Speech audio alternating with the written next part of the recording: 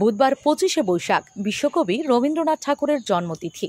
অন্যান্য জায়গার সঙ্গে সঙ্গতি রেখে রাজধানী আগরতলার কুঞ্জবন এলাকার রবীন্দ্র কাননে অনুষ্ঠানের আয়োজন করা হবে। প্রতি বছরের ন্যায় এই বছরও তথ্য সংস্কৃতি দপ্তরের উদ্যোগে হবে এই অনুষ্ঠান। তাই এখন রবীন্দ্র কাননের ভেতরে যে রবীন্দ্রনাথ ঠাকুরের মূর্তি রয়েছে তা পরিষ্কার করা হয়, পাশাপাশি মঞ্চ তৈরি করা হয়। রাজধানী আগরতলা সহ আশেপাশে এলাকার শিল্পীরা সঙ্গীত, নৃত্য এবং আবৃত্তি পরিবেশন করবেন।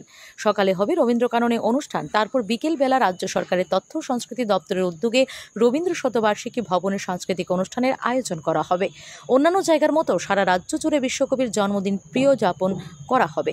নানা বয়সের শিল্পী ও সংস্কৃতি প্রেমী মানুষের মধ্যে ব্যাপক লক্ষ্য করা যায় বিশ্বকবির জন্মতিথি উপলক্ষে। আগামীকালকে আমাদের বিশ্বকবি রবীন্দ্রনাথ ঠাকুরের জন্মজয়ন্তী উপলক্ষে আমরা কবি প্রণাম অনুষ্ঠানের আয়োজন করেছি রাজ্য সরকারের তথ্য সংস্কৃতি দপ্তরের উদ্যোগে।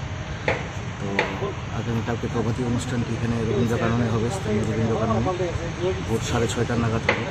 এখানে বিভিন্ন সাংস্কৃতিক সংস্থার শিল্পীরা অংশগ্রহণ করবেন, বাচ্চারা তাদের সমবেত আবৃত্তি, নাচ, গান ইত্যাদি পরিবেশন করবেন।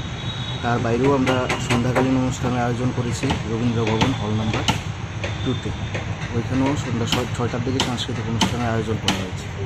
আপনারা সকলে ওখানে উপস্থিত থেকে অনুষ্ঠানটিকে সর্বাত্মক সার্থক করবে, এটাই। প্রস্তুতি কীরকম? প্রস্তুতি করবো, ভালোই চলছে।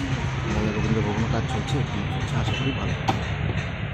Bureau report, S Bharat live 24 hours.